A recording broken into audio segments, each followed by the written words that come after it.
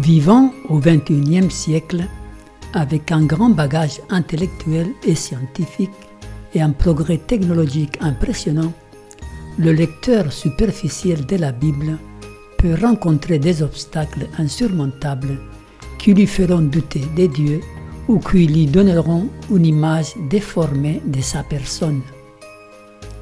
La parole de Dieu fut écrite à une époque où la connaissance était généralement très limitée. On ne faisait pas d'études. Dieu a dû adapter son langage à la mentalité de l'époque. C'est un peu comme font les parents avec leurs enfants quand ils sont petits. Ils donnent des ordres sans explication, car ils ne sont pas encore capables de comprendre les raisonnements des adultes. Ainsi, certains passages de l'Ancien Testament peuvent nous paraître durs, d'autant plus qu'ils viennent de Dieu. Je voudrais que nous étudions ensemble l'événement qui eut lieu sur le mont Garizim et Ebal. Nous lisons dans le livre de Deutéronome, chapitre 27, « Lorsque vous aurez passé le Jourdain, Siméon, Lévi, Juda, Issachar, Joseph et Benjamin se tiendront sur le mont Garizim pour bénir le peuple. Et Ruben, Gad, Aser, Zabulon, Dan et Nephtali se tiendront sur le mont Ebal pour prononcer la malédiction. » Ouvrons le récit inspiré.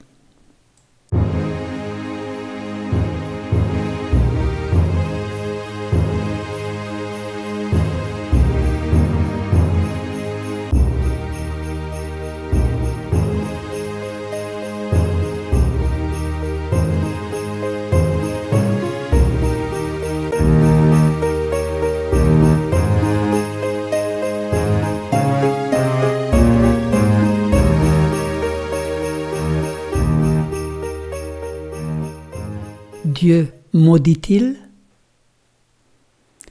Moïse avait invité le peuple, quand il serait rentré dans la terre de Canaan, à se rassembler sur le mont Garizim et Ebal pour procéder à la lecture de la loi et prononcer les bénédictions et les malédictions divines qui se trouvent enregistrées dans les chapitres 28 et 29 du livre du Deutéronome.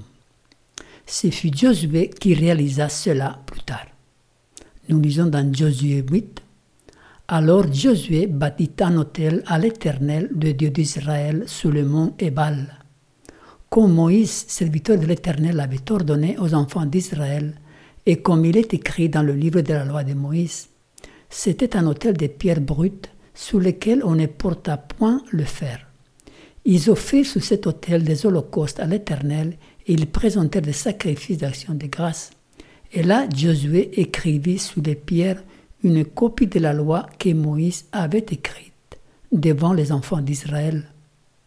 Tout Israël, ses anciens, ses officiers et ses juges se tenaient des deux côtés de l'arche, devant les sacrificateurs, les Lévites qui portaient l'arche de l'alliance de l'Éternel. Les étrangers, comme les enfants d'Israël, étaient là, moitié du côté du mont Garizim, moitié du côté du mont Ebal, selon l'ordre qu'avait précédemment donné Moïse, serviteur de l'Éternel, de bénir le peuple d'Israël. Josué lut ensuite toutes les paroles de la loi, les bénédictions et les malédictions, suivant ce qui est écrit dans le livre de la loi. Il n'y eut rien de tout ce que Moïse avait prescrit que Josué n'ait lu en présence de toute l'assemblée d'Israël, des femmes et des enfants, et des étrangers qui marchaient au milieu d'eux. Aux États-Unis, on utilise beaucoup l'expression « God bless you ». C'est agréable d'entendre « que Dieu te bénisse » ou « que Dieu vous bénisse ». Mais comment réagiriez-vous si quelqu'un vous disait « que Dieu vous maudisse » ? Dieu peut-il maudire ? C'est quoi la malédiction divine ? La définition des malédictions, d'après le dictionnaire, est la suivante. Une malédiction est un état de malheur inéluctable qui semble imposé par une divinité, le sort ou le destin.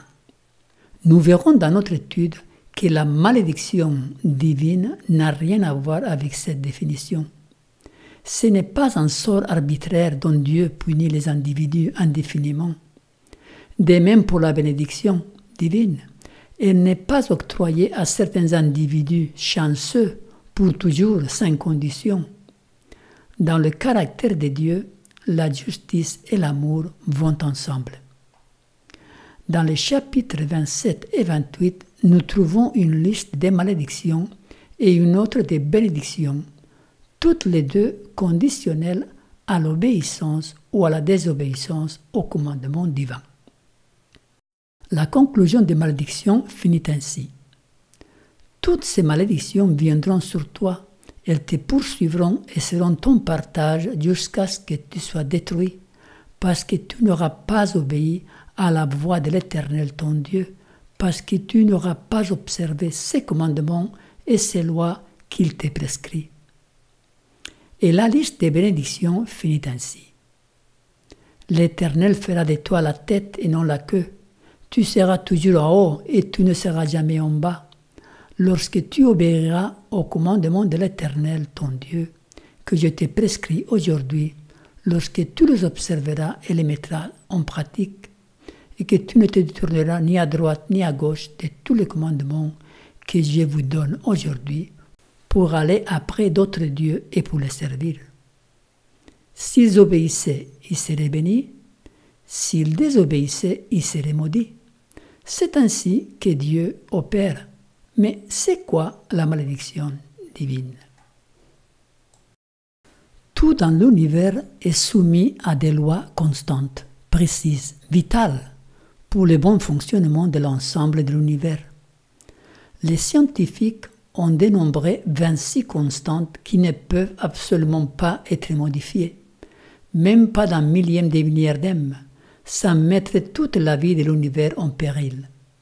Ces constantes sont, entre autres, la vitesse de la lumière, la force nucléaire forte, celle qui tient les éléments de l'atome ensemble, la force nucléaire faible, celle qui permet la désintégration radioactive, la force gravitationnelle, l'interaction électromagnétique, les constantes atomiques et nucléaires, masse et charge des éléments atomiques, et les constantes astronomiques, masse du Soleil, rayon du Soleil, masse de la Terre, rayon de la Terre, etc. Ce sont tous des paramétrages très très précis, tellement précis que cela dépasse la compréhension humaine. Les scientifiques même s'étonnent devant une telle précision. Ceci constitue une preuve irréfutable de l'existence d'un Dieu créateur. Qui d'autre pourrait en être l'auteur? Le hasard? La chance? La magie? Écoutez cette déclaration faite par Paul Dirac dans un congrès scientifique en 1971. Si les lois physiques sont telles que le démarrage de la vie est d'une probabilité excessivement basse, tellement basse qu'il ne serait pas raisonnable de supposer que la vie a pu commencer seulement par un pur hasard, alors il doit donc y avoir un Dieu. Ou celle-ci faite par l'astronome américain Alan Sandage. Je trouve tout à fait improbable qu'un tel ordre soit issu du chaos. Il doit exister un principe d'organisation. Pour moi, Dieu est un mystère, mais il est l'explication du miracle de l'existence. Pourquoi il y a quelque chose plutôt que rien? Ou bien encore celle-ci faite par Lee Smolin dans son livre The Life of the Cosmos. Il dit: comment se fait-il que les paramètres qui gouvernent les particules élémentaires et leur interaction soient agencés avec un équilibre tel qu'apparaisse un cosmos aussi complexe et diversifié? Si l'univers est créé par un choix aléatoire des paramètres, la probabilité qu'il contienne des étoiles est d'une chance sur 10 à la puissance 229. 10 suivi de 229 zéros, donc c'est zéro, une probabilité nulle. Qu'arriverait-il si l'on modifiait d'un milliardaire des milliardaires la force gravitationnelle, par exemple? La catastrophe absolue. Pourquoi? Parce que l'univers est régi par des lois immuables, inflexibles. Dieu a établi toute sa création sur des bases très solides, inébranlables. Ceci inclut les lois physiques qui régissent l'univers, mais aussi les lois morales, psychologiques, relationnelles, mentales et spirituelles. Steven Weinberg affirme « La vie telle que nous la connaissons aurait été impossible si l'une des nombreuses quantités physiques avait eu une valeur légèrement différente. » C'est pourquoi Dieu est le seul à pouvoir anticiper les conséquences d'une quelconque transgression. Les mêmes lois qui sont indispensables à la vie produisent la mort quand elles sont transgressées. Pensez par exemple à la loi de la gravité. Sans elle, la vie serait impossible, et cependant elle produit la mort quand on la transgresse. Vous tombez dans toi et vous perdez la vie. C'est ainsi que toutes les malédictions énoncées dans le livre du Deutéronome peuvent être comprises comme des conséquences inévitables de la transgression des lois divines. À chaque fois qu'il nous est dit que Dieu maudit, il ne s'agit pas d'un acte arbitraire ni intentionné de la part de Dieu, mais des conséquences naturelles qui sont le résultat de la transgression de ses lois. Dieu ne cherche pas à perdre, mais à sauver. Il n'a pas de favoris. Il traite tout le monde avec le même barème. Il n'y a pas de gens maudits, pas plus que des gens bénis, impartiellement et pour toujours. Écoutez ce qu'il nous dit Ézéchiel. Si le juste se détourne de sa justice et commet l'iniquité, il mourra à cause de cela. Si le méchant revient de sa méchanceté et pratique la droiture et la justice, il vivra à cause de cela. Ce texte est très clair. La bénédiction et la malédiction divine sont à notre portée. C'est le résultat de nos choix quotidiens. Dieu sait que uniquement dans la conformité à ses lois se trouvent le bonheur et la paix. C'est pourquoi il utilise des mots très forts pour inciter le peuple à l'obéissance. Aussi longtemps que nous obéissons, nous serons bénis. Aussi longtemps que nous désobéissons, nous serons maudits. Le choix est entre nos mains.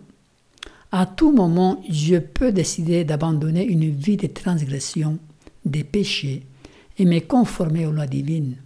Alors Dieu me bénira. Les lois divines ne peuvent pas être contournées sans conséquence. L'apôtre Paul dit « Ne vous y trompez pas, on ne se moque pas de Dieu. Ce qu'un homme aura sémé, il le moissonnera aussi. » Cette expression « on ne se moque pas de Dieu » pourrait être traduite par « on ne peut pas contourner les lois divines ». Et c'est ça la malédiction. Non pas parce que Dieu est un tyran, mais parce que ces mêmes lois sont indispensables à la vie. D'ailleurs, dans la définition du terme loi, il y a la suivante. Loi, condition nécessaire à la vie. Sans les lois qui régissent l'univers, la vie ne serait pas possible.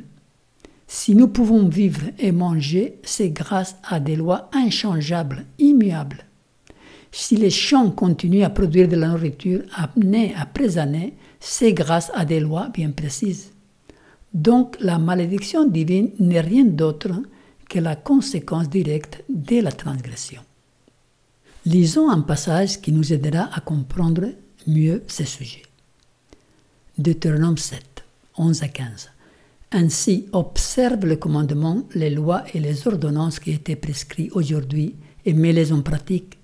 Si vous écoutez ces ordonnances, si vous les observez et les mettez en pratique, l'Éternel ton Dieu gardera envers toi l'alliance et la miséricorde qu'il a juré à tes pères. Il t'aimera, il te bénira et te multipliera.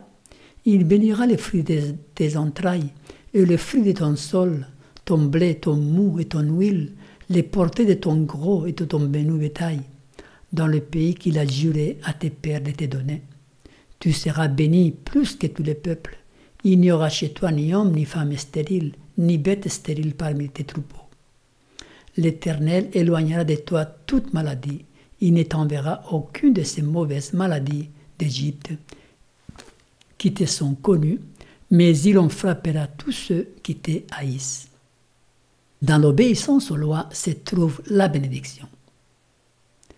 Jésus a mis l'emphase sur la pérennité de la loi morale pour la même raison. Elle est éternelle, immuable. Il nous a dit en Matthieu 5, « Ne croyez pas que je sois venu pour abolir la loi ou les prophètes. Je suis venu non pour abolir, mais pour accomplir. Car je vous le dis en vérité, tant que le ciel et la terre ne passeront point, il ne disparaîtra pas de la loi un seul iota ou un seul trait de lettre, jusqu'à ce que tout soit arrivé. » Jésus n'a pas aboli la loi parce que la vie dépend d'elle. Les lois divines ne peuvent pas être abolies. Elles sont indispensables à la vie. Et il en va de même pour les lois physiques qui gouvernent notre santé. Dieu a donné beaucoup de lumière sur le régime idéal de l'homme et les lois qui gouvernent son être physique. Si vous voulez avoir une bonne santé, suivez ces lois et vous serez bénis.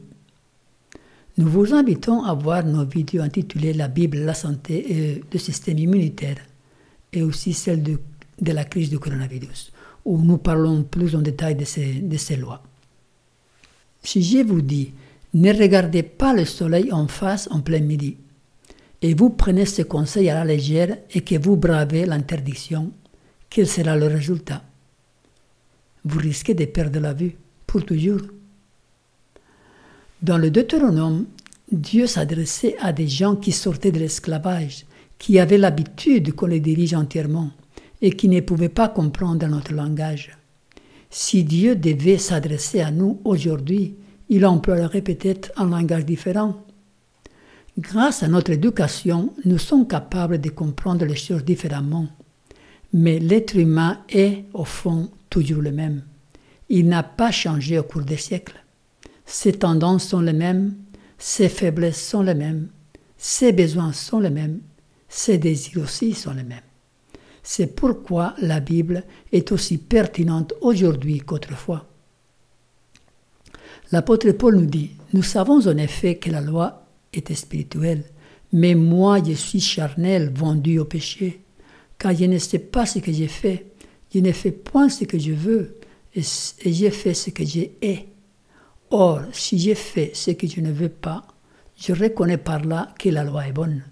Et maintenant, ce n'est plus moi qui le fais, mais c'est le péché qui habite en moi. » Nous sommes tous des pécheurs. Nous avons tous des luttes intérieures avec nos natures charnelles.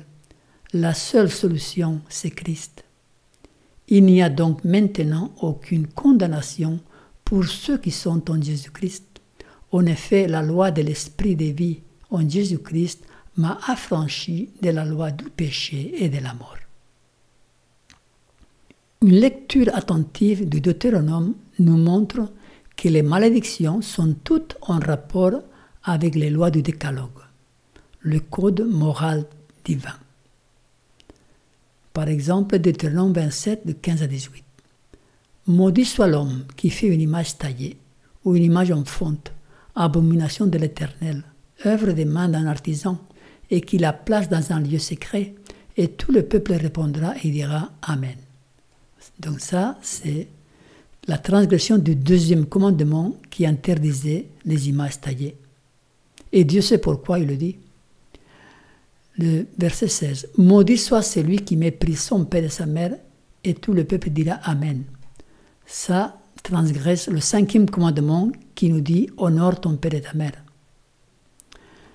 Verset 17. « Maudit soit celui qui déplace les bornes de son prochain, et tout le peuple dira Amen. » Ça, c'est le deuxième commandement. Verset 18. « Maudit soit celui qui fera égarer un aveugle dans le chemin, et tout le peuple dira Amen. » Ça, c'est la loi de l'amour du prochain qui est transgressée là. Après, Deutéronome 27, 24 et 25. « Maudit soit celui qui frappe son prochain en secret, et tout le peuple dira Amen. » Encore, c'est la loi de l'amour du prochain. « Faites aux autres ce que vous aimeriez qu'on vous fasse. » Verset 25. « Maudit soit celui qui reçoit un présent pour répandre le sang de l'innocent. » Et tout le peuple dira Amen.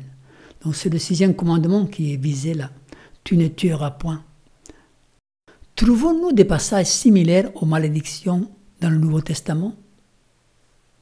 La contrepartie du passage du livre de Deutéronome se trouve dans la vie de Jésus, dans son sermon sur la montagne où il prononça les bénédictions. D'ailleurs, c'est intéressant de noter qu'il y a 9 bénédictions dans le Deutéronome et 9 dans le sermon sur la montagne. Et toutes ces bénédictions commencent par « heureux ceux qui ». Ensuite, dans les reproches faits aux pharisiens, nous pouvons voir les malédictions. « Malheur à vous, pharisiens », etc. Vous voyez, Dieu ne change pas. C'était Jésus qui conduisait le peuple d'Israël dans le désert et qui inspira Moïse à prononcer ces malédictions et bénédictions. C'était ce même Jésus qui prononça les béatitudes et les malheurs lors de sa vie terrestre. Le langage employé est légèrement différent, mais l'essence est la même. Jésus nous invite à l'obéissance, seule source de bonheur. Certaines personnes voient le Dieu de l'Ancien Testament comme un Dieu dur, et ils voient dans Jésus un Dieu d'amour. Mais c'est le même. C'est la même personne qui a prononcé et les bénédictions et les béatitudes. Si nous sommes confrontés à des passages qui nous rendent perplexes ou qui nous donnent une image déformée de Dieu, il faut étudier d'autres passages pour pouvoir les comparer et tirer des conclusions sans contredit. La Bible doit être étudiée dans son ensemble, un peu ici et un peu là, comme le dit le prophète Ésaïe. Dans Ésaïe 28, à qui veut-on enseigner la sagesse? À qui veut-on donner des leçons? Est-ce à des enfants qui viennent d'être sévrés, qui viennent de quitter la mamelle? Car c'est précepte sur précepte, précepte sur précepte, règle sur règle, règle sur règle, un peu ici et un peu là. Par ailleurs, il nous est dit que Dieu est miséricordieux et compatissant, lent à la colère, riche en beauté et en fidélité, qui conserve son amour jusqu'à 1000 générations, qui pardonne l'iniquité, la rébellion et le péché. C'est là la description de son caractère. Et l'apôtre Jean nous dit, celui qui n'aime pas n'a pas connu Dieu, car Dieu est amour. Dieu est amour. Il ne nous est pas dit que Dieu aime, mais que Dieu est amour. Son essence, c'est l'amour. Dieu veut le meilleur pour ses créatures. Ses exigences, ses lois, ses commandements sont pour notre bien et nous devons le comprendre. La malédiction divine n'est pas quelque chose qui colle à notre peau pour toujours. Ce n'est pas comme si Dieu nous jetait un sort dont on ne pourrait pas se débarrasser. Non, Dieu ne maudit pas dans ce sens. Cependant, il corrige, il châtie ses enfants. L'apôtre Paul nous dit « Car le Seigneur châtie celui qu'il aime, et il frappe de la verge tous ceux qu'il reconnaît pour ses fils. » Supporter le châtiment, c'est comme des fils que Dieu vous traite. Car quel est le fils qu'un père ne châtie pas?